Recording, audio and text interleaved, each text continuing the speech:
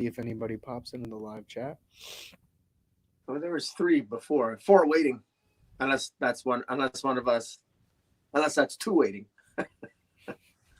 No, I don't pop into it because especially with like the issues I had with last week's internet, like I try to take like my phone off Wi-Fi and stuff like while I'm doing these now because that was crazy because I had I think it Like was I try to take like my phone off Wi-Fi.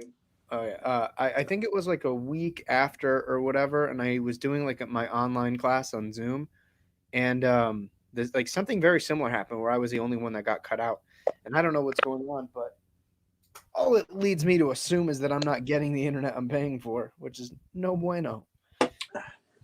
So you gotta love it. But I know we're a little bit more limited on time tonight, so I'll get this rolling and intro us up.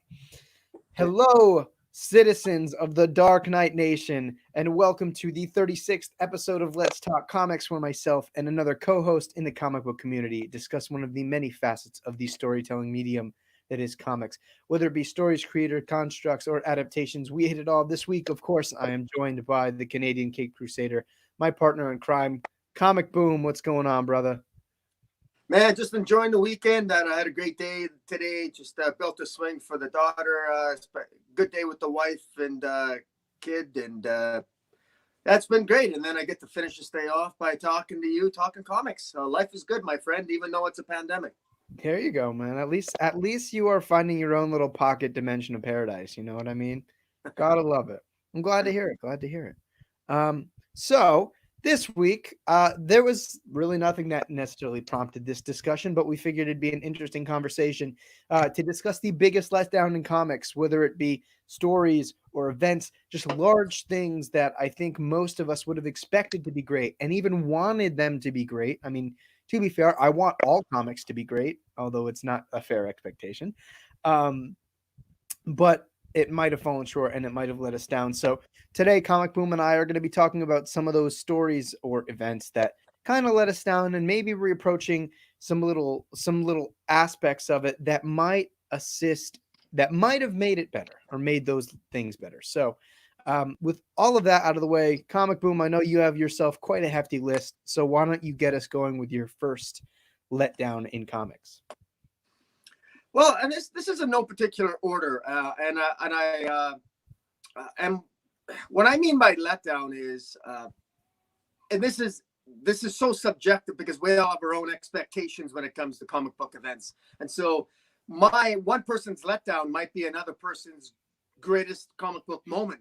And so that's what makes this, I think, an interesting topic, because you and I could vehemently disagree. The biggest letdown for one event for me might be the high point of that event for you. So that's why I find interesting about these topics. But for me, I'm going to start off with one of my biggest disappointments, and that was Infinite Crisis by DC Comics. Now, I want to be clear here. Now, this might be a little bit of an outlier. This is written by Jeff Johns.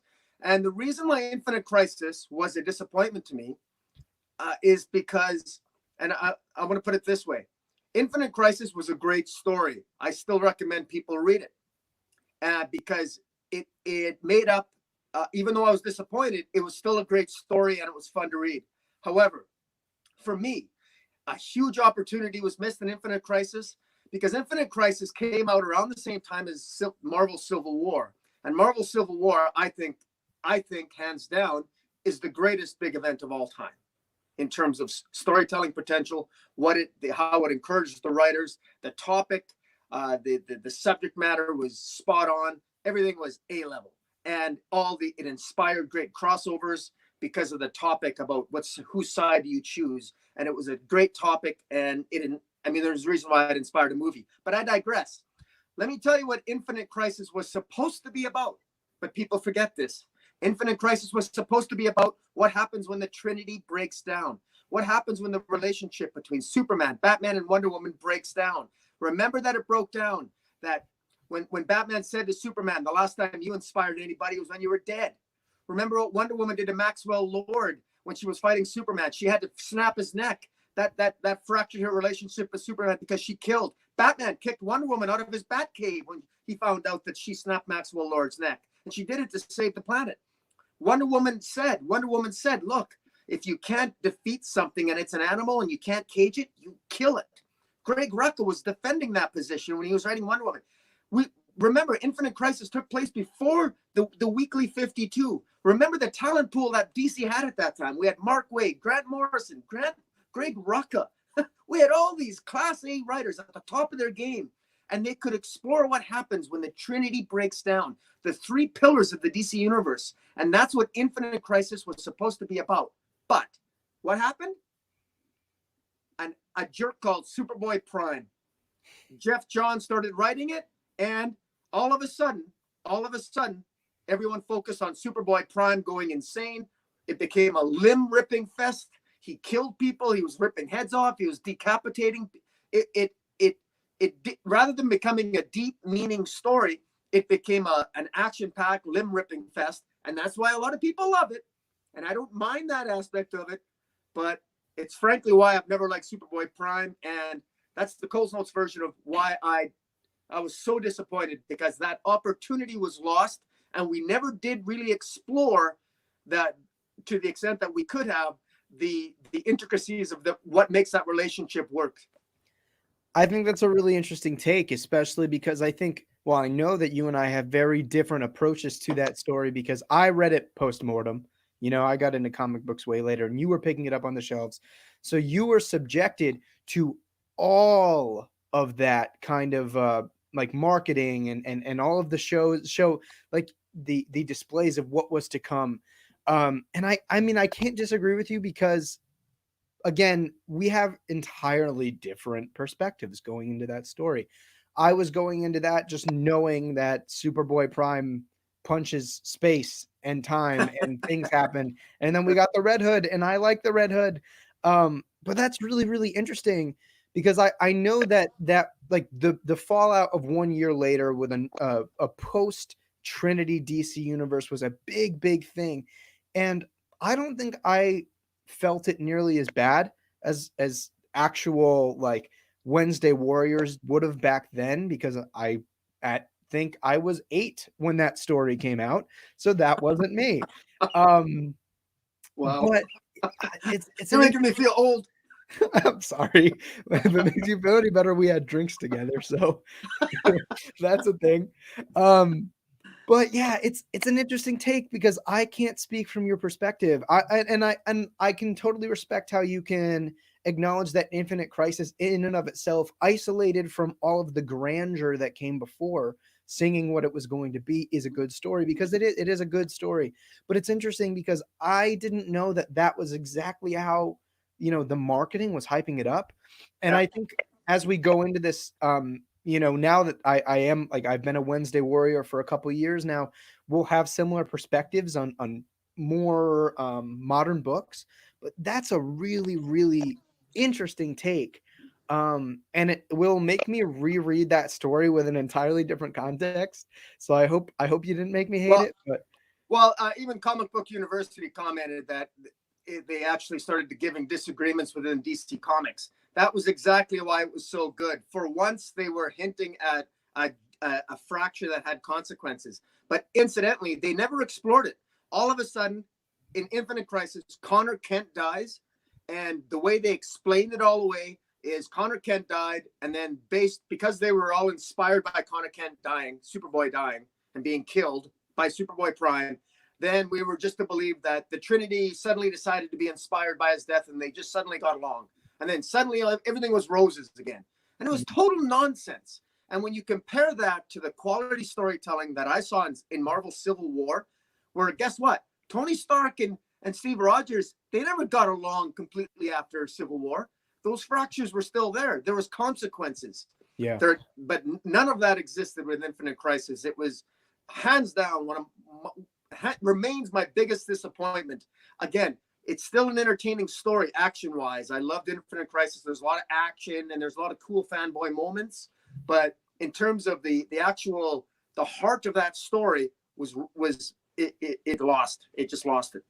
Yeah, and what's interesting too about you bringing it up, and this is a really excellent topic that kind of will frame our conversation moving forward, are the perspectives that we're going into these stories with, because a lot of like these old evergreens, like I said, I went back and had my expectations as somebody who, I'd read a couple evergreens here and there. I became a Wednesday warrior and would progressively go back and start reading things like these and have my expectations based on what, people were telling me, whether or not they were to be heralding good news for these stories or not. So it's really interesting because I know for me, I had actually gone back into some older stories that people were praising as some of the greatest of all time. And you know me, like I very much am pretentious when I look for what I want to read in my comic books. Like I want stories that are, high art storytelling. And when people tell me that they're great, for some reason my mind processes, oh, like this is just some really, really strong storytelling. And then I read some of these stories and they're just not. They're just big comic booky action space slapping the shit out of each other. So it's really interesting. And I think that is largely going to be an interesting frame as you are very much a veteran comic book fan. And I wouldn't call myself a novice anymore, but I'm definitely not, I haven't been reading comic books for even a decade at this point. So that'll be interesting. So what I'm curious, what was your first choice? So my first choice, I'll go into in 2 secs. I just want to acknowledge a couple of the folks in the chat. We got JT Gamer, Joe's Geek Show, Comic Book University, Antuhar. Thank you guys for joining us. And I guess since Anthony actually brought up one of them in the comments here, it was Convergence. Convergence was like, man, that I think was coming out my last year of high school. And it was the first real event that I was like on the ground for. I had been reading monthly and weekly comic books for maybe a year or two at that point, and I was so ready to get in on it. And I was excited because Convergence was kind of heralding what we eventually sort of got from Rebirth, post Superman Reborn. And it's like, it wasn't what we were promised. And as somebody who was, kind of brought up and teething on the New 52, I still really loved going back and rereading old Batman stories. I've talked about on a number of occasions how my first real run was Grant Morrison's Batman. And I wanted some of that back. I wanted some of that back for Green Lantern and well, even though Green Lantern didn't really lose it, but like Superman, so on and so forth. And I just didn't get it. It was an odd scenario. There were a lot of really good disparate stories in there, including the birth of John Kent, who is now like a mainstay in the DC universe. Well, if it weren't for Bendis, but I think in our hearts and in our minds, he's still a mainstay in the DC universe. And I just remember reading it, being excited for that beautiful Ivan Reis art in the main event book, and then just going on and having no idea what I was reading. Yeah, I remember I was, frankly, I'll be blunt, I was a cynical bastard going into Convergence. I thought it was a terrible idea at the time. And I say with all ego and all arrogance, I called it. I knew it would suck, and it did suck. And the reason why I knew it would suck was because they didn't have any plan going into it. They didn't have much lead up. For those that may not remember, that was during a time when DC was making its transition from New York to California. They were changing their offices, and they needed a break. And so that's what that was. That two or three, whatever it was, 2 or 3 month Convergence break. That was just getting all the old creators throwing shit against the wall and say, tell whatever story you want, because it isn't going to matter. Because Brainiac is going to have all these little worlds, instead of containing cities in glasses, he in these giant globe glasses, he has alternate realities or timelines. And so Brainiac was collecting timelines. And so you could write whatever story you wanted. It didn't matter. It wouldn't matter. And to top it off, just to basically shit on, if you happen to love DC and if you happen to love the original Crisis on Infinite Earths, Convergence did away with original Crisis. People forget that at the end of Convergence, all the heroes with Parallax, Superman went with Parallax and Supergirl, they went back in time and they defeated and they undid the original Crisis. They defeated the Anti-Monitor. It undid the original Crisis. People forget about that. Incidentally, and I'll just end with this, and this is why I hated this so much, is now when you get into this current DC Crisis mess, with Bendis saying there were 7 crises. Well, do you count the original crises? Because Convergence, which was a crisis, technically undid the original crisis. So do you subtract one, or did the original crisis actually exist?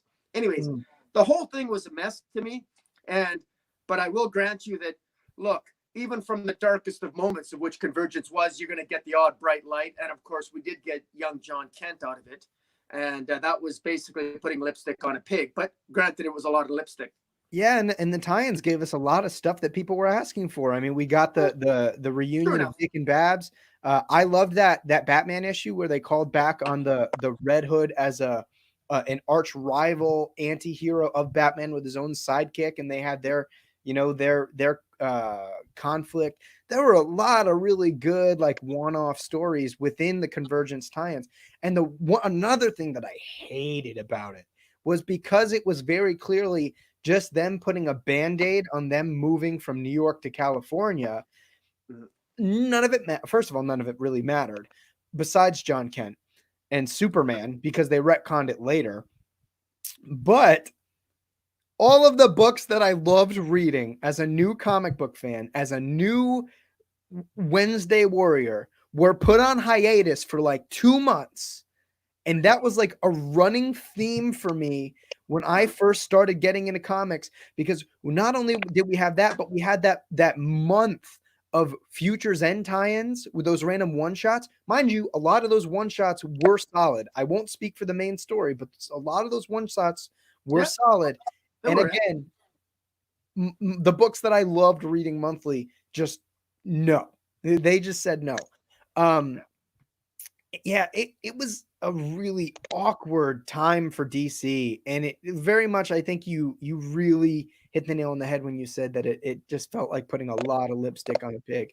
And for me, I think that was like one of the biggest learning situations for me in becoming a comic book fan, because like I said, that was my first real big DC event. And I had nothing but high hopes, and I was such a naive, like 17-year-old kid, man. I was so naive. And we had to learn those lessons sooner or later. But yeah, I mean, we got a couple of interesting comments here in the live chat. Comic Book University brings up that he loved that they had actually started giving disagreements within DC Comics. DC heroes weren't just a happy group of people who always agree with each other. I agree. I am in that, like, I feel like it's pretty 50-50 whether or not people, for example, like the Identity Crisis era into OMAC and Maxwell Lord's neck getting snapped. I love it.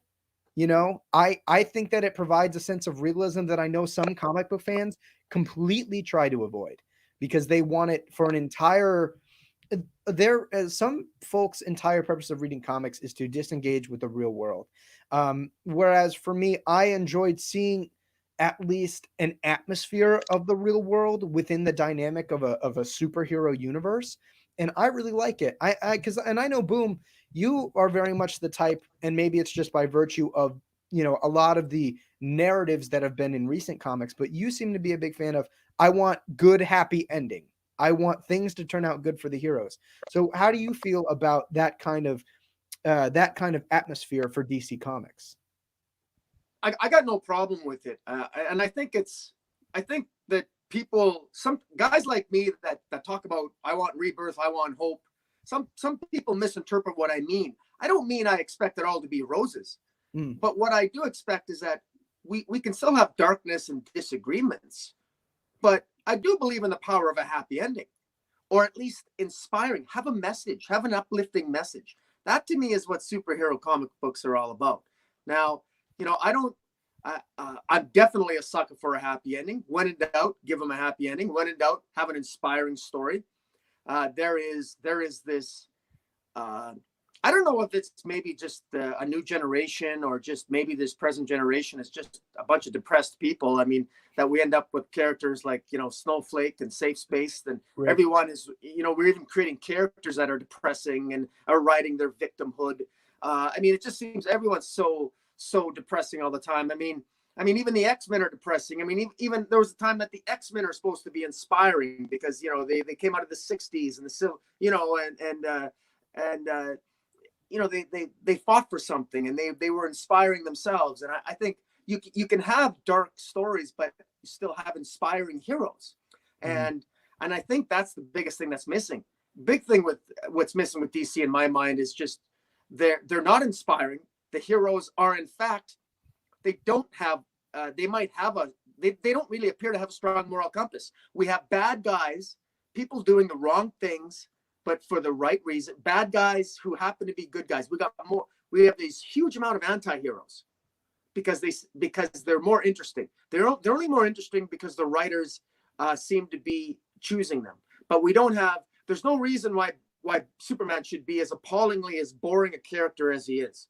There's no reason why you should have to make a good guy do bad things in order for him to be interesting. Whatever happened to a strong moral compass? Whatever happened to doing the right things for the right reasons and coming out of high drama? Have the Trinity, have them break up, have them Wonder Woman and Batman and Superman, have them not get along for an entire year. Who the hell wants you're the villain? I mean, think about it for 1 second. Superman, Batman, and Wonder Woman have absolutely nothing in common. For Christ's sake, what the hell does a Kryptonian have in common with a woman who's from an island of 3,000 women? What the hell does Wonder Woman know about man's world? She knows nothing.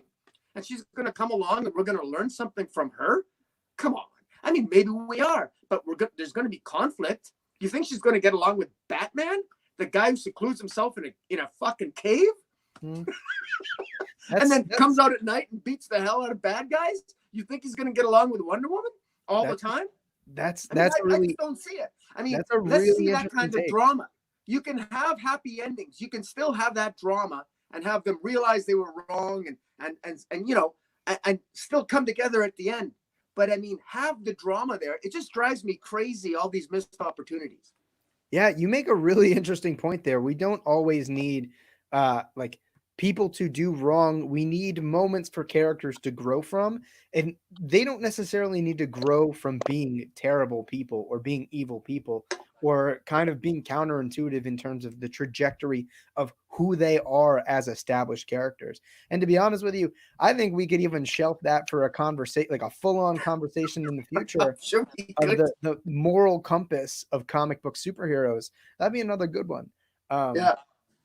Just like the conversation we had on how jazz is, on how comics is the literature of jazz. You guys can go find that using the link in the description to Comic Boom's channel and go subscribe there if you're not already. Big plug. Taylor Pector says Connor Kent died mainly because it was a compromise from Johns to DiDio. DiDio wanted to kill Nightwing in in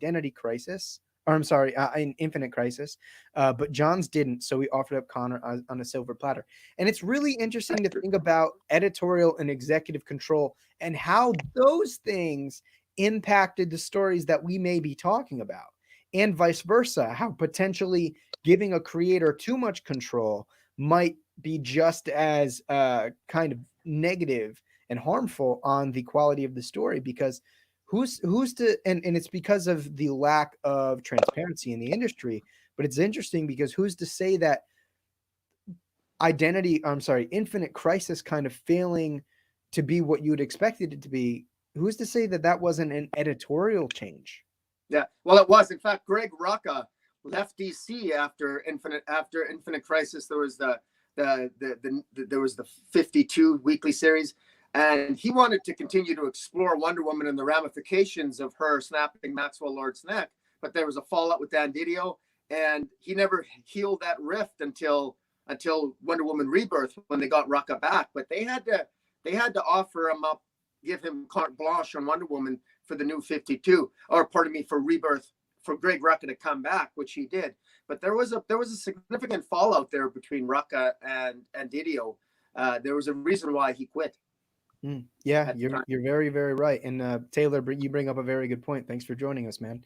Comic Book University says 7 people and only 4 likes. He makes a good point. You should just go tap that like button for me real quick, so that way I know that we're not blowing hot air. Yeah, Comic Boom, I'm interested, and we'll get back to the live chat in a second. What is your next pick for an unfortunate letdown in the realm of comics? I'm going to say one that I actually liked, but the ending was such a letdown for me. I love the journey of this event. I loved Secret Empire. Oh. I love the journey of Secret Empire. I collected that. That was the first Marvel event that I collected every single crossover title. I bought it all. I bought it and I followed it religiously. I really got into it, and I really enjoyed it. And the ending let me down because I loved that Marvel was doing something like that with Captain America, but I was really, the ending was so disappointing because, spoiler alert, and most people don't realize this, at least this is my interpretation, is that the existing Captain America that exists in the Marvel Universe is still Hydra Cap. He's still Hydra Cap. His origin, if you read the story, Hydra Cap should have been killed. He should have been erased from existence. I don't like how it ended. It was a Duke Ex Machina, Duke Ex, what do you call it? Deus Ex Machina. Deus Ex Machina, thank you. It was just too convenient an ending. How it was just sort of like undone, and it wasn't the inspiring ending that it could have been. It should have been much better than that, and it was a letdown. But I'll leave it at that. I know that Secret Empire was also the focal point of a comic book culture war, but I don't want to get into that. Just in terms of a story itself, I thought it was a very good story, and I think Nick Spencer was given too much of a bad time because of it. I thought he did a masterful job weaving that tale in and out of various titles and doing a pretty good job of structuring it. I just didn't like the way he ended it. Yeah, it's definitely one of the situations where you can tell that by like the last 15% of the story that they had to really dig their heels in and pivot in a direction that didn't feel like the original ending. It didn't feel like the causal trajectory of the story.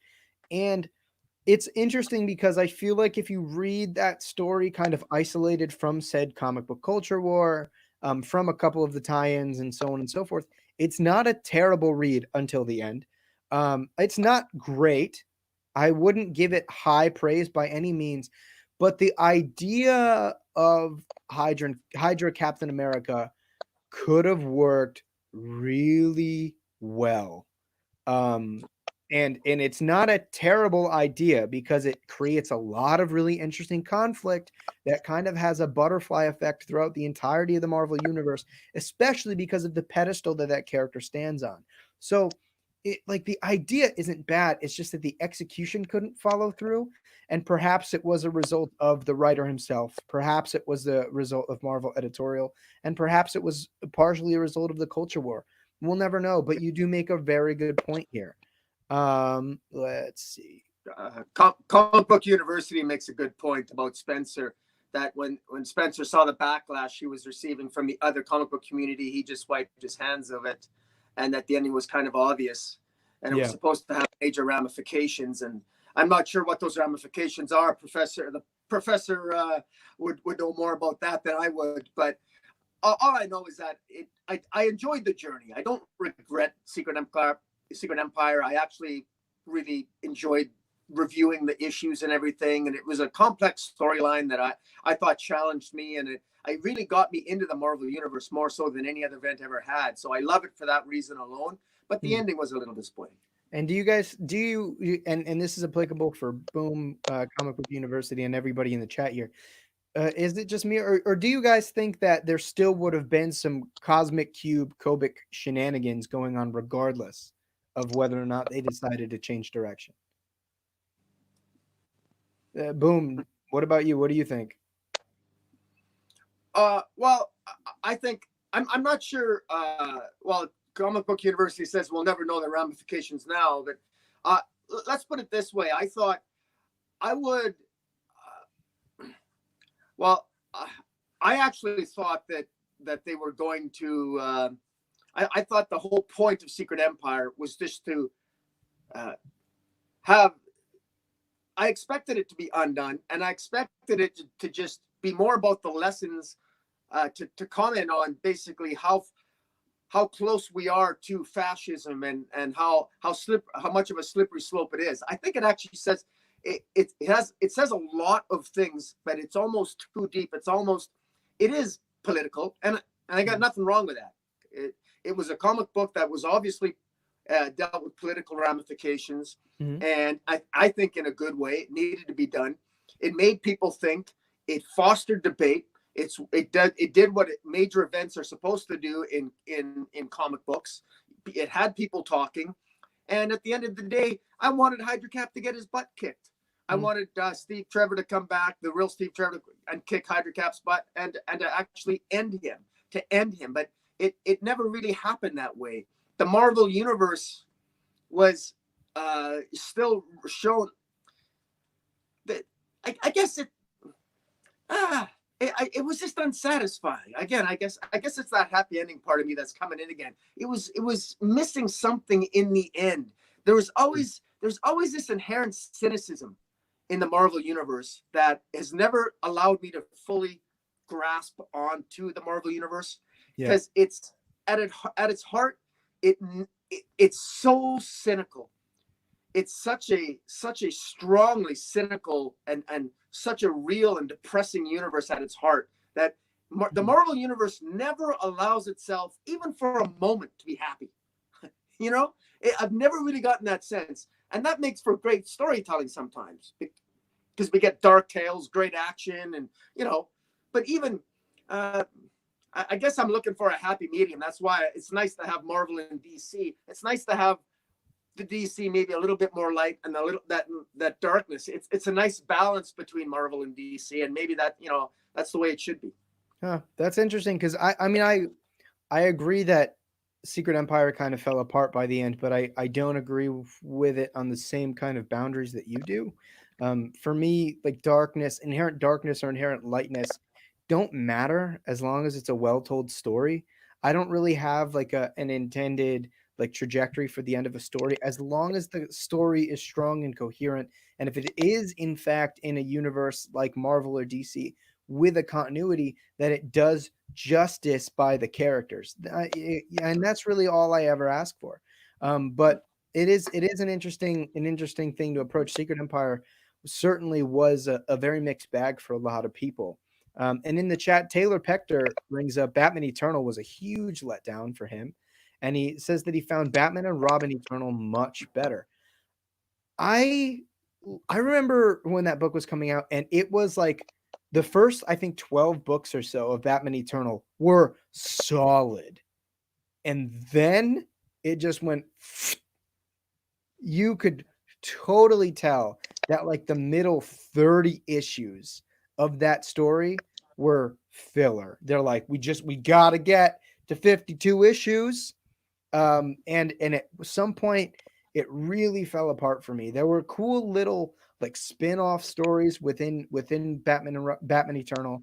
Like I said, the first like 10, 11 issues I thought were excellent, but I do agree that it did end up becoming quite a bit of a letdown, and I agree. I also enjoyed Batman and Robin Eternal much better than the original. What about you, Boom? I did. I did. I didn't mind Batman and Robin Eternal. To be honest, I'm very biased. I have a very particular interpretation of Cassandra Cain. I don't like what Batman and Robin Eternal. I don't like the new origin for Cassandra Cain. I thought that was ridiculous. The whole mother thing and the set, like it was. I much preferred the mysterious Cassandra Cain, daughter of Lady Shiva and daughter of Lady Shiva and David Kane, and the way it was done in coming out of No Man's Land. Cassandra Cain was infinitely more interesting than I thought. The very poorly done and scripted Batman and Robin Eternal. I should say, story wise, structure wise, it's fine. It worked, but I'm old. I preferred the old interpretation of Cassandra Cain. It She didn't need to have a new origin, and I think I don't think she's not as interesting a character as she used to be in my mind. Yeah, I mean, I'll definitely agree in the sense that I think that Cassandra needs to be used more and by the right people. See, I wasn't a huge like Cassandra, and it's not because I uh, knew the character and was adverse to her. I just didn't know a lot about Cassandra Cain. Excuse me, going into Batman and Robin Eternal, and so like my only exposure was like bits of her in No Man's Land. that I saw. Yeah. Or like when Batman disappeared straight after Cataclysm, the first person we see is Cassandra Cain with that super cool black bat suit, by the way, with the stitched mouth. Awesome costume design.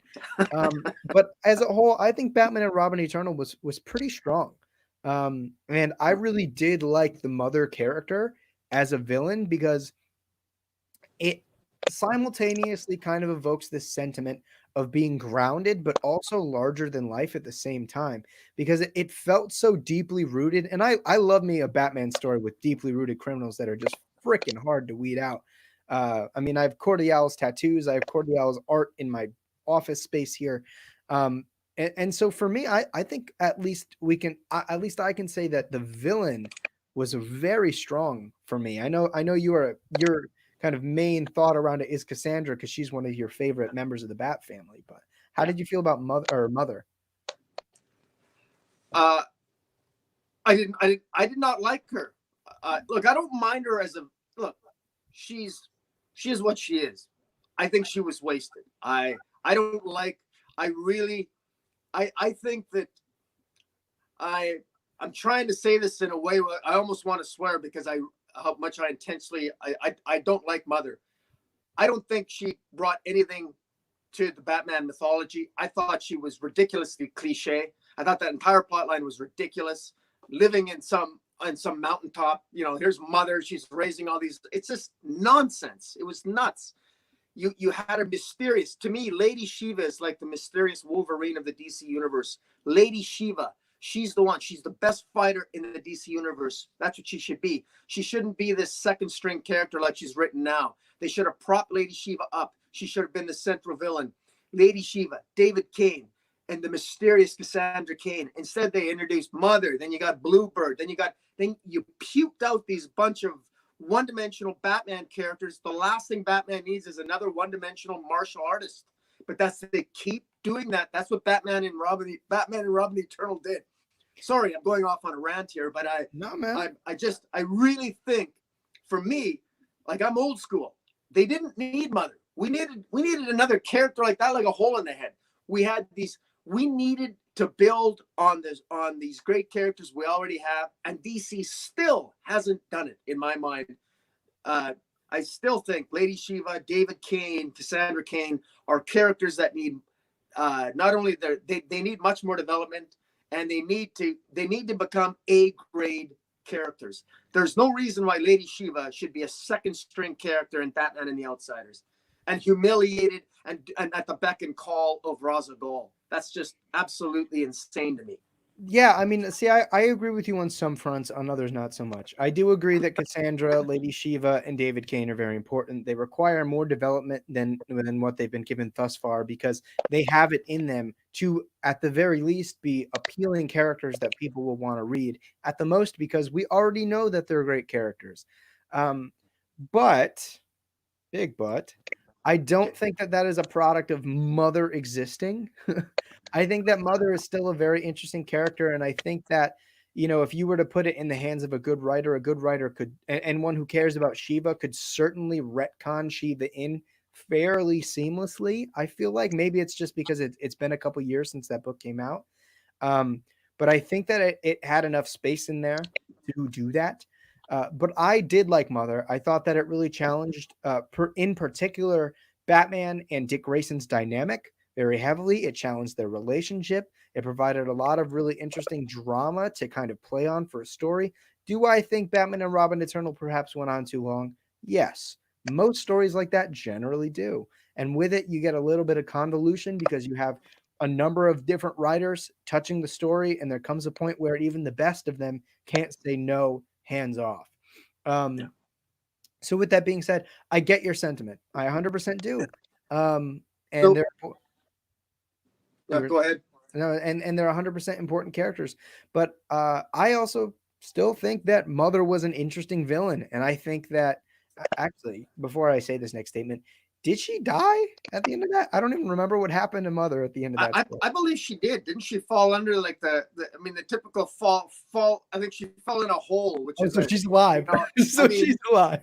She literally fell in a hole. I mean, even the ending was cliche. I mean, it was I don't know, like, So they put her in the pocket for later. It's comics. I can't disagree with you, man, in terms of the way structurally, the way the story was done, and it answered all the questions, everything wrapped up. It was all good. I'm just very biased. I it's hard for me to be objective because I just think that I've got a very strong opinion of how the Cassandra Cain and Lady Shiva thing should be handled. And I hate when there's storylines that fundamentally change a character's history in a way that, that deviates from my dictatorship. No, I get that, dude. If somebody did that to like Damien, I would probably be the same way.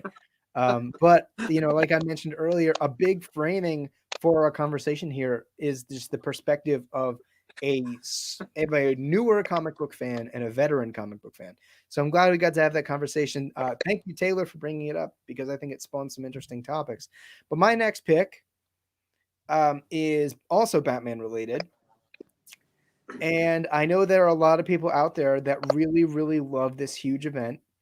And when this event first started coming out, it was one of my favorite things in comics. I bought all of the tie-ins and I enjoyed them. I bought multiple covers of the main series and I didn't regret it until the end. And that's Dark Knight's Metal, baby. This story is and it is the thumbnail for a reason, is perhaps the biggest letdown for me ever in comics. I love Scott Snyder as a human being, generally as a writer. His Batman run is in my top 3 of all time. My top 2 Batman runs of all time. And I wanted nothing more than for this to be the best comic book event of all time. I mean, let's be real here. Those tie-in one-shot issues were all very good. Very, very good. And I remember the sheer level of excitement when that first started coming out and going to New York Comic Con 2017 and picking up artwork like this. You know what I mean? From Greg Capullo's inker, and getting all the stuff signed and waiting in line. And boy, do I regret it. Because that story fell apart. It had such a solid setup. It was built on a lot of the plot threads from Scott Snyder's Batman run that I loved. So I felt like it started rewarding a lot of those things. And then you get, Scott Snyder does what Scott Snyder is now pretty well known for, at least in my purview, in that he doesn't know how to end big stories. It is insane how he left 30 plus issues of buildup between the main series and all of the tie-ins and all of the one-shots to be resolved in one single oversized issue. It doesn't work. It straight doesn't work. Not to mention you just get to points where for this, and this is where Scott Snyder started to establish habits that I am just not a fan of in his modern work. He totally forgoes known characterization for his little quippy jokes because they'd be really funny to poke in right about now. He forgoes their voices. He forgoes strong plot for theme because everybody wins by holding hands and wishing for something. Like, and the thing is, thematically, Scott Snyder's work is always very, very solid. Like the central premise of Metal, finding yourself getting beaten down by the world around you and somehow standing back up to punch it in the fucking groin, excuse my French, is a solid, strong theme that everybody can resonate with. And then when you sacrifice strong, logical storytelling, plotting, pacing, you fucking name it, for the sake of resolving your plot in the most optimistic way possible, I'm sorry. It doesn't make for a good story. But before I go on rambling, Comic Boom, what are your thoughts on my pick? I wouldn't put it on my list for the most disappointing. It wasn't the biggest letdown, but it could have been better. Here's what I liked about Metal. What I liked about Dark Knight's Metal, Comic Joe or Joe's Geek Show is asking, was it Dark Knights you're talking about? Yes, you're talking about Dark Knights Metal. 100%. And what I liked about Scott Snyder, how he approached it, I like the fact that he built on what Grant Morrison had brought in there about Barbados and about he built on that mythology. Unfortunately, and again, this is something that Snyder continues to do and continues, unfortunately, it's his trademark and he continues to fail at it. Is that, and he failed at it catastrophically with Justice League. We still don't know what all the 7 forces are. I mean, we know what they are, but there's pathetically little explanation for it. We don't know how they all interact. And similarly with metal, I did research and I tried to identify up to 9 different metals in the DC universe, from Prometheum to Dionysus, that gave Batman his immortality, and the Joker his immortality when the Joker came back and the Batman came back and they had died, and Amazonian, and then there's the nth metal, and I think I came up with 6 or 7 metals. And then there was Batmanium. Batmanium was created by the Court of Owls under Gotham City, and that opened the portal. That when Batman opened the door, that opened the portal to the dark multiverse. And I'm sure I'm butchering this story a little bit because there's so much complexity to this story. On the one hand, it was kind of cool and awesome. There was fanboy moments. I loved Scott Snyder's creativity, but where he falls apart is that he really doesn't know what his ending is. He really doesn't know. It's clear that he doesn't really have a clear ending in mind. And when he does, he doesn't actually utilize all the plot points that he introduces. None of the plot points come together cohesively to form part of that ending. He leaves so many dangling that, like, what are all these metals? There's so much potential in the DC universe and the other thing that people forget, and this is a frustrating thing about metal, is that metal was actually a crisis. Metal was actually a crisis level event. It was.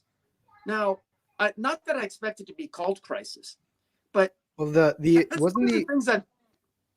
original name for it like Dark Crisis or something like that? Yeah, I think it was, and I think that's one of the things that sort of bothered me a bit, because a crisis level event should not just be about Batman. It was, and I think that's why they didn't call it Dark Crisis, because I think that was a good idea that they didn't, because it was Batman centric. It made Batman, and I think this is not a good thing for the DC universe, by the way.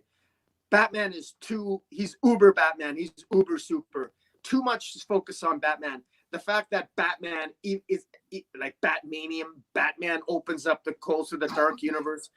It's Bruce Wayne in all the dark multiverse worlds. That is the most important character. It's Batman this, Batman that. I think that focus was wrong. But in any event, it had cool fanboy moments. But at the end of the day, it was very much a Snyderverse. And it was very much, in my view, disregarding of the rest of the DC universe. And it didn't utilize the rest of the DC universe particularly well. And it was a Batman story. It was really a glorified Batman story. And it has remained a Batman story. And now we get death metal. And I got a sneaking suspicion it's going to stay a Batman story. Because why? We got the Batman Who Laughs. We got the Justice League. After 39 issues, it didn't resolve. And now it's, instead of getting Perpetua, now we're getting the Batman Who Laughs. It's all going to come down to Batman. It's like, Marsha, the Brady Bunch. Here's the thing, man. It had, and you make good points, had a lot of great fanboy moments. There was a lot of fun to be had. And I will tell you, literally right up until issue 5 of Metal, I was in. I was still in. The thing is, having a bunch of things that you like spattered on a canvas doesn't make art. And I don't mean this in a pretentious, a comic book should be art kind of way. I mean this in an allegorical kind of way. It doesn't work just because there's a lot of cool, random, disparate things that make this. And there were a lot of really interesting plot elements. Like I was saying before, he carries over spare plot elements from his Batman into this story to help seamlessly bring the reader in. And then it just flops. And I think that Scott Snyder knew what his ending was. I just don't think he had any idea how to get there the right way. I mean, geez, man. I was gonna for God's sake, man. Like the last issue, we don't even watch the main villain fall. It's like everybody has the Care Bear stare moment. A couple people fly around Barbados. Next page is Mikkel Yanin, the fucking source wall. What? You can't, like, if you're gonna give me a poorly paced ending, can you at least show me how it ends? Are you serious? We sacrificed the last 4 pages of this book to have a fucking dance party in Wayne Manor, and I don't even get to watch the villain lose. Like, is that it? Like, you just don't do that. Not to mention, like, you have a lot of really interesting elements that culminate in a strong new direction for the DC universe, potentially, which he obviously didn't act on very well because Snyder. But man, the thing that makes it disappointing, so disappointing for me is I wanted to love it, and I did love it in the beginning, and then it just fell apart. Like there's always that part of me that just wants to like it for the fanboy moments, and then there's the part of me that knows strong storytelling and knows that Scott Snyder has told very, very strong stories, like some of my favorite comic book stories, and then we got this. And on what you were saying about Batman, I don't mind bringing Batman to those places, and I don't mind homaging that kind of kooky, silver agey, bringing Batman to be larger than life kind of element. But if you're going to do that, there needs to be a plan to modernize it, right? Like we need to put firm boundaries on that so that it doesn't get so far out of grasp to where you just lose it and Batman suddenly jumps in a pool of hot lava dreams and thoughts and comes out God. It just doesn't work. Was it the Marvel editor-in-chief, whose name I always mispronounce? Cebulski? Yes. CB Cebulski. He said something on Twitter, and that's something that Scott Snyder I think Scott Snyder in many ways he sometimes forgets. CB Cebulski says that first-time writers, when they come to Marvel, their mistake that they make is that they try to put all their great ideas, they try to cram all their great ideas into one story. Mm-hmm. And it doesn't work. And sometimes you gotta just focus on one story idea and let it grow, and you'll get more longevity out of it, and you'll get a better response. And I think that's what Snyder has a tendency to do, is that he puts too many ideas. Metal has so many cool concepts in it. Even his Justice League, so many cool concepts, 7 different forces, like the Black Apple and the Void Wind. That sounds cool. What are they? We'll never know. Whatever. So he has all these cool concepts, but he doesn't build on them. And look, you can say that, oh, well, he's doing that for future writers. Well, I'm sorry, but no, not really. Not when you've said that they're a central part of the story. You've said that they're going to be utilized, and that's what makes Perpetua so powerful. And then Perpetua, and then all of a sudden they're disregarded. He has a nasty habit of just using too many ingredients, too many ingredients in the cake, and then doesn't want to give, then ignores the recipe when people are they're trying to make sense of it at the end of the day. And anyways, I butchered that metaphor, that analogy. No. I think you had it, and it kind of defiles the journey, right? Because you get to all of these plot points, and because he's trying to pack so much in there, all you can do is go from plot point to plot point. But what I think he centrally forgets about in Metal, and it's a product in his Justice League too, is that storytelling isn't about being at the plot point. It's about getting to the plot point and developing the plot point and having a progression of character and narrative and plot that all build to those points. And we didn't get it. Scott Snyder was very much like, oh, here's a cool moment, and then we're going to skip to another cool moment, and then another cool moment, and that's it. And what's interesting is Ant Duhar says that as much as he enjoyed Metal for the most part, he knew that they were not going to properly conclude things because it was 6 issues instead of at least 8. I totally respect your opinion, and I totally disagree with you, bro, because Scott Snyder and team had 30-plus issues of tie-ins and all of that bullshit and still couldn't do it. In fact, issue 6 was double size. So technically, he got 7 issues and willfully decided to save all of the decompression and the climax for one issue after 30 plus issues. That's not an issue of not having enough time. That's just poor pacing and bad storytelling. It is. And they become Comic Book University stated, that he's complained about the rush C storylines for a few years now. And that's very true. And I guess that's the distinction. It's one thing if you plant a seed for future other writers to explore. Like, for example, Grant Morrison, he knows how to plant seeds. He planted seeds that Scott Snyder picked up on. But Snyder has introduced them as storylines. And that's a thank you, Comic Book University. Snyder actually created C storylines from the 7 different forces. He hinted at future storylines flowing from them that have never been explored. So it's one thing to plant a seed for future writers. It's another thing to actually create and suggest different storylines and then abandon the storylines. And that's what Snyder has done. And that's the frustrating aspect of it. Now it appears so rushed. And even now you talk about, only 6 issues instead of 8, of at least 8. That's what Jujar said. We're not going to get enough issues for Death Metal here, to have. I mean, I'm really looking forward to it, but with Death Metal coming out, it's going to focus on Wonder Woman, which I really want. I'm really curious to understand or to see what Snyder's take is on Wonder Woman.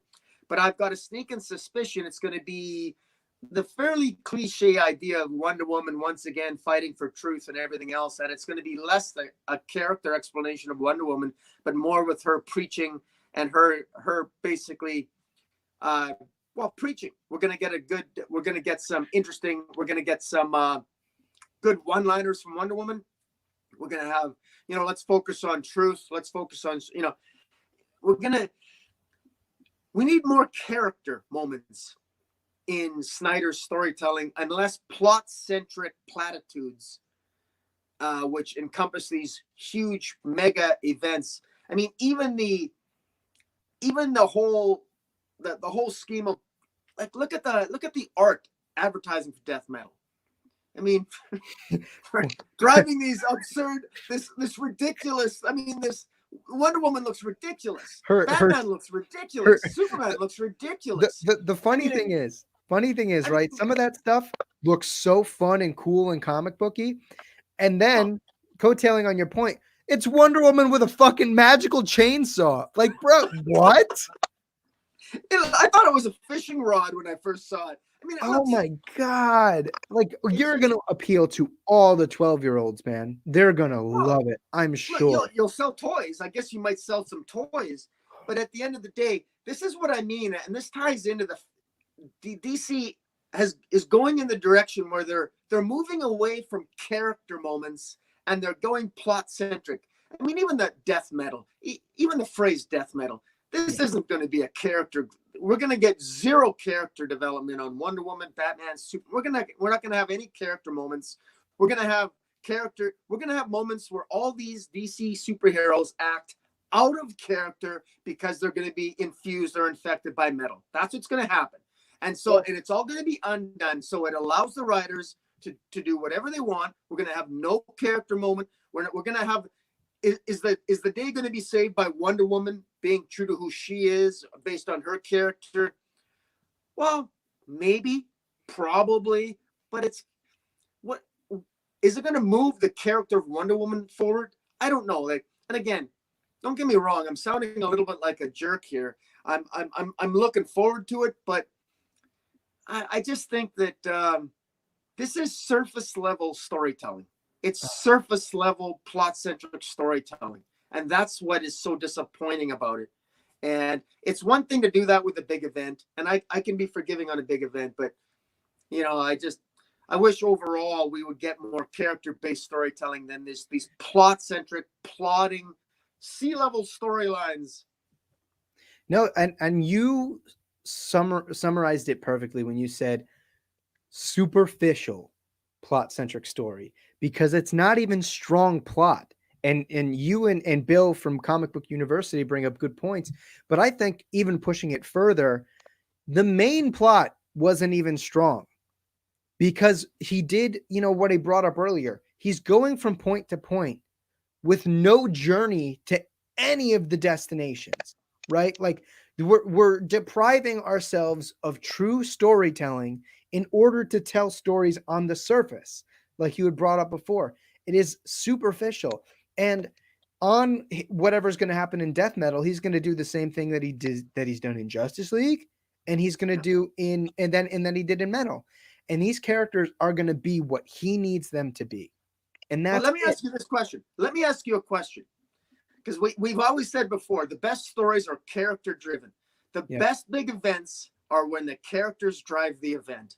Now, what character drove Dark Knight's metal? What you know, the Batman who laughed, maybe. You could say it was Batman, but it really kind of wasn't. It was a plot centric mess. There was a bunch of different, like, so much shit was happening at once. What character drove the decisions of what group of characters drove that plot? I would argue none. Yeah. Like it was the plot that the plot demanded that this character be here, and that this character be here, and that Batman be here, and that Batman do this, and that Superman fail here, and that it was a mess. And that's why it doesn't really resonate. Yeah, you summarize it really, really well there. And it's funny because people tend to fall for that superficial kind of nature of that story, where just because everything has the Batman, the bat this, the bat that, the bat who, the bat where, the bat why, they think it's a Batman story. Just because you put bat in front of it doesn't mean it's a strong Batman centric story. Like, there were elements of it, but let's be real, Batman was a captive for half the story. What are we doing? Like, the best single issue in that entire event in terms of character writing was Batman Lost. And what happened? All it was practically an anthology story with a new twist. That shouldn't be the best story in your 30+ issue event. I'm sorry. Like, actually, I'm not sorry. But yeah, no, you wrapped it up really well. And I think we could go on ranting about metal and death metal and Justice League for a while. But yeah, it was a large disappointment. And, I do feel very, very strong about this event. And I think it's very clear in the way I'm carrying myself, because I so badly wanted it to be good. You know what I mean? Yeah. Like, this conversation isn't stemmed from us going, oh, look at it fail. It is, I wanted this to be good. I really wanted this to be good. And how could this have been good? Where did it go wrong? So hopefully someday one of the 6 or 7 people that are watching this video are going to write a damn good comic book story that reflects all of those thoughts. But yeah, Comic Boom, what is your next pick for a big letdown? Well, I'm gonna rattle off. I want to rattle off a couple here, and I know it's because I've got to go I've only got like maybe 15, 20 minutes left here, and then I got to go. But I just there's a couple I just need to get off my chest. I thought Marvel really blundered the Return of Wolverine, and I know Return of Wolverine was a huge event, but the problem with the reason why I was so disappointed with it, I actually just 2 or 3 days ago, I actually asked my fellow comic book readers on Twitter. I never discovered how Wolverine got back. I actually collected. There was 4 different miniseries leading into the Return of Wolverine. Then there was the Return of Wolverine series. I stopped collecting it at issue 2, Return of Wolverine, because it wasn't going anywhere. And then there was then Wolverine was in space, and then he was somewhere else, and then there was Old Man Logan. Absolutely horrific handling by Marvel. And apparently somebody told me that some mutant Persephone whatever resurrected him or some damn thing. Anyways, I mean, what a disaster. What an abject disaster. How far Wolverine has fallen in terms of horrible storytelling that you focus your thoughts, Marvel, man. Like, it was, that was just a mess. There's that, and then I want to bitch about. I do feel compelled to complain how disappointed I am with Ta-Nehisi Coates' Captain America. Knew you were going to say that. I'm sorry, and I know that you defend him quite well. We disagree vehemently about the early part of his run. I don't know if you've been following it, but I'm It's so it's still behind. not over, buddy. It's still not over, and I don't know where it's going. And okay, I don't like the art, the interior art, the Alex Ross covers is the only reason I still continue to collect the series. But I mean, wow, he took over after Secret Empire. I'm sorry, Mark Waid did. Mark Waid had a 6 or 7 issue run, but then it was really Ta-Nehisi Coates that came in that, and I don't know where the hell he's going with it. I just don't know where he's going with it, and I just feel like it's a completely directionless run, and nobody's talking about it, and yet he's still writing it. And Yeah. wow, and I realize those aren't events; those aren't really necessarily events, but the Return of Wolverine was an event, and to me, Captain America. Actually that's not an event, but it was sort of propped up to be an event because he's such a Coates is a very well known Yeah. commentator, social commentator in his own right. And I just think whatever he has to say about Captain America, I don't know what this guy's trying to say. I don't know what he's trying to say. See, based on like the beginning of his run, I think it was like the first 15, 20 issues that I was like really, really into. I mean, I don't even remember what video it was that we had that conversation, but I know we definitely had that discussion where I like vehemently defended his run up until that point. Now, I also can't say that I am up to date. I am ample issues behind. So who's to say that maybe the storytelling did get really sloppy? I will say that as soon as Lainil Yu hopped off the book and Adam Kubert became the main artist, it became really hard for me to read. I'm not going to lie. I liked Lainil Yu on that book, but I'm sorry. Andy Kubert is the better Kubert, no doubt about it, because I couldn't get through Adam on Captain America. And regarding Wolverine, yeah, I thought it happened in like that weird Infinity Wars kind of event. Infinity War plural S, Infinity Wars, whatever that was. I didn't really pay attention to it. And the only closing thing I can say on Wolverine is echoing Bill from Comic Book University. But hot claws. Well said, Bill. Well said. Did you have any other ones you wanted to fire off real quick?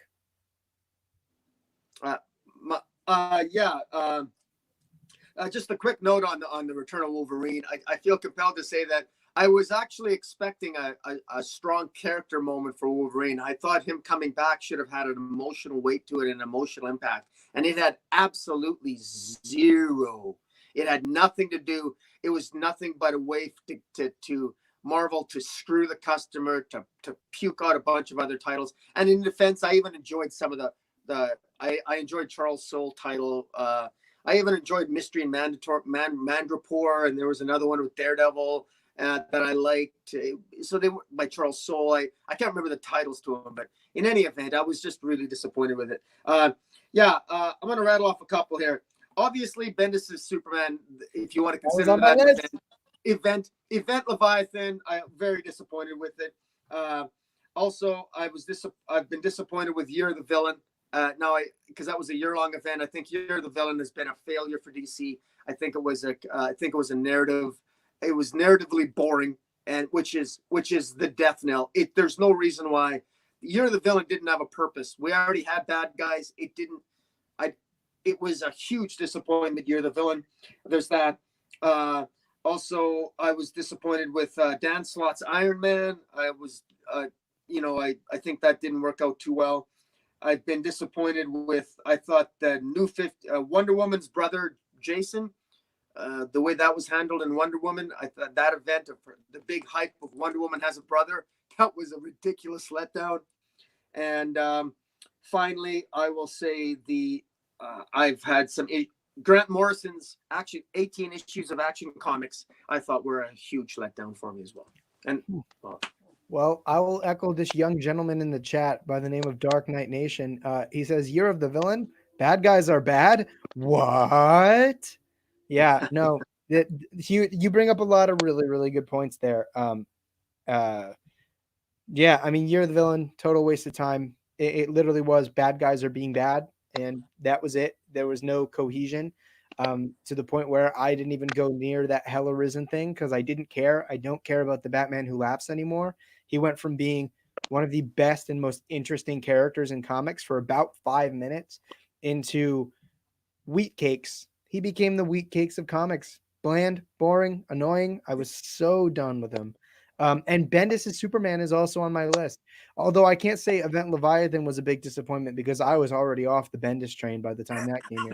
I was the early doomsayer by I think it was like issue 3 of 4 of Bendis' Man of Steel. I was telling guys like you and Joey, I was like, hop off this Bendis shit, man, because we're not going anywhere good. And you guys were like, no, no. Or Joey probably a little bit less so, but I know you in particular. You were like, no, no, I'm gonna keep going. And I was like, bro, they're only gonna give him more shit if you keep buying his books. You're like, no, I gotta read, I gotta find out. And then like months later of Flash talking about his fecal matter and his bowel problems and Superman not and Lois not knowing how to be a good wife and Jonathan Kent being a 17-year-old prick. Here we are. So I will take my what is the cheapest medal? My nickel medal of honor to for predicting the doom of Superman. And goddamn, can we put Tom Taylor on Superman, please? Please. Oh yes, I would love that, man. I would give Tom Taylor an exclusive with DC and let him write whoever he wanted. I love him on Suicide Squad. I wish more people would buy it. It's kind of it's for some reason people are not. There's not a lot of people buying his Suicide Squad run, and I think it's so good. I think it's just entertaining as hell. Like I can't believe why people aren't buying that. Well, obviously they're not buying it now because of the pandemic, but. Yeah, I mean, I was buying it before, and I'll be buying it after, even though I'm broke now. So whatever. But yeah. So before I go, give me some of the others on your list. I will give you one last hot take that I think a lot of people are going to disagree with me on. Oh baby! I went back to the bookshelf for this one. This. Really? Was such a letdown. I read it last. Why was that a letdown? I read it last summer. You're gonna have to explain yourself, my friend. You're gonna have to explain yourself. That's why I had to save it for the last one. I vehemently think this is a sloppy story. First of all, I honestly think that most of the Ron Lim art is better than most of the George Perez art in this book. Hot take, besides that really great splash page of Thanos' castle, which George Perez did a kick-ass job of. But my God, was this story a mess, man? First of all... Comic Book University professors, you're fighting him now, so just so you know. Listen, respectfully, yeah, let's go. I just remember going through the story and thinking, wow, this is just... people punching each other in space. And that's what we got from it. And then I think it's like midway through, you just see the Avengers as all of this calamity is going down. All of the remaining Avengers are just sitting in their current headquarters, not helping anybody. What? Really? And then they're just gonna watch people die.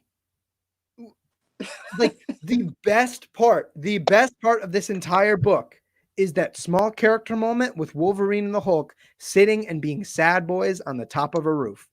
By far, the best part, the strongest character writing in this entire story. But shit. And the thing is, there's a part of me that I wanted to love this so bad because everybody told me that this was amazing and it has such cool cosmic flair and the parts of the book where you just see the Beyonder and all of these omnipotent beings in space versus Thanos. It's so freaking cool. But then it's just whoops, my ugly defiled ass daughter's just gonna pick up this bitch and ruin the whole thing. Man, I would have to subject myself to go into more specifics. I would have to subject myself to sitting down and going through this snooze of a book. But shit, man, maybe it is just my inherent pretension when approaching comics, because I am so used to the Watchmen's and the Dark Knight Returns and the Sandman's and the Animal Man's and like the really, really strong, like high art storytelling, that when people tell me, and this is what I was alluding to, that when earlier in the stream, when people tell me about some of these amazing runs from the past where I go into it and I think to myself, oh, this is going to be some really strong storytelling with this, that, and the other thing. And they're going to put the motherfucking cherry on top. And I got this. Yeah, I actually, I can agree with you to a certain extent that when you read past stories like that, that when you read with modern day scrutiny, that sometimes they're not necessarily as good as maybe we remember them. I feel the same way about the original Crisis on Infinite Earths. It's actually riddled with plot holes. If I was to scrutinize the original Crisis, there's all kinds of criticisms I could have in terms of how that story progressed and how some things that didn't make sense at the time that I was very forgiving of when I originally read it when I was like 14. But in any event, for Infinite, I will say this about Infinity Gauntlet. I bought that off the rack. And I remember, and I was not much of a Marvel guy, and I bought it off the rack, and I remember reading it, and I remember being thoroughly entertained, which was saying something because I was a DC guy, I always have been. And I enjoyed it for what it was. And I think there's something about the times that when it came out, in Infinity Gauntlet, that type of storytelling, that was quite something what happened. Like that type of power and that moment where Captain America confronts Thanos, which is sort of a big moment, and Thanos really being ultimately defeated more by his daughter than anything else, or and Silver Surfer coming into play, and it was, I don't know, it did feel like the whole Marvel universe was at stake. At least it had that gravitas at the time. I would have to reread it like you have. Maybe I would change my mind upon a reread, but I remember it feeling feeling epic and feeling that there was a lot at stake. And I actually felt that it had character moments. And you even alluded to one with moments like Wolverine and the Hulk on the freaking roof. I mean, it actually had character moments that were interspersed in this huge crisis level plot. One character moment. I will give you that.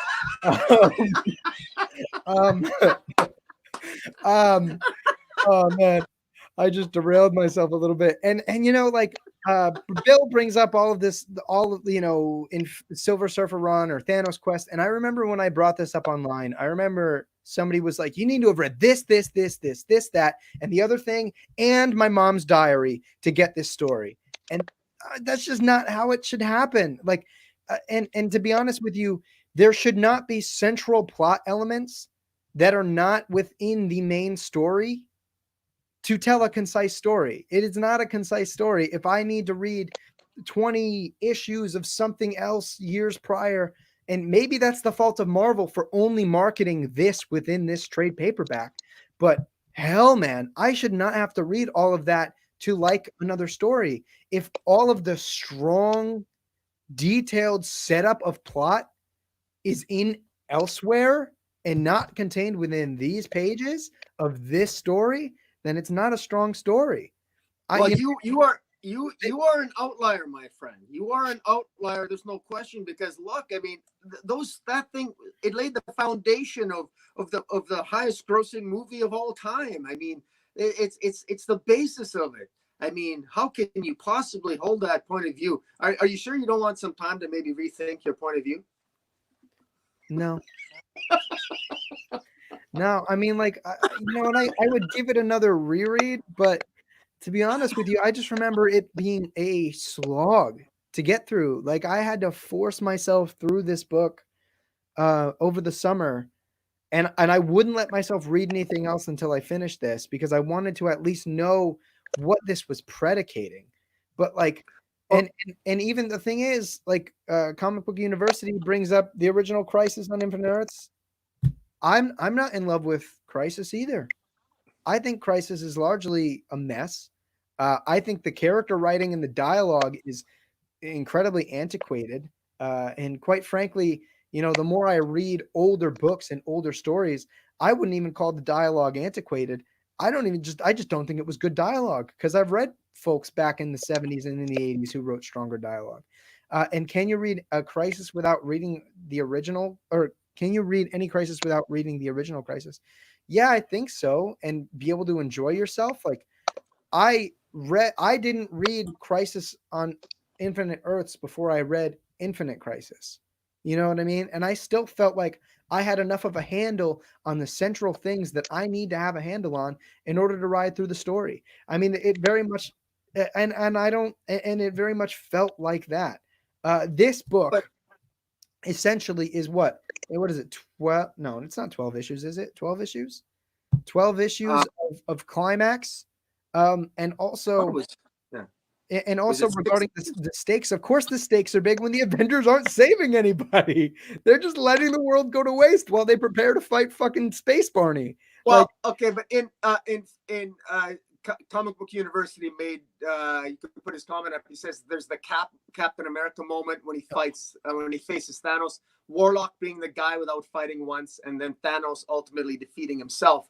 I think those were moments that, in terms of those were the big moments of Infinity Gauntlet. And look, I mean, we gotta we have to, I think we would have to cut it for some slack, because there were events that led into Infinity Gauntlet. I think Infinity Gauntlet can be appreciated even as a story in and of itself. I remember reading it and really enjoying it, and I never read any of the things leading into Infinity Gauntlet. I didn't think it was, I thought it was, I don't know. I thought it was quite enjoyable. I can't say that I agree with you here. I gotta side with Comic Book University.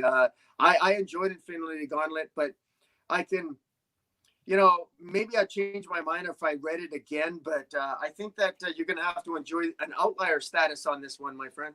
I'll do it. I'll have it on my back, man. And like, I understand how significant Infinity Gauntlet is for the sake of the introduction and the use of some of these characters. And you want to say that I don't appreciate it? I can appreciate it for other people, but when I'm looking at it as a strong story in and of itself, the storytelling mechanisms that are used in Infinity Gauntlet are not concise.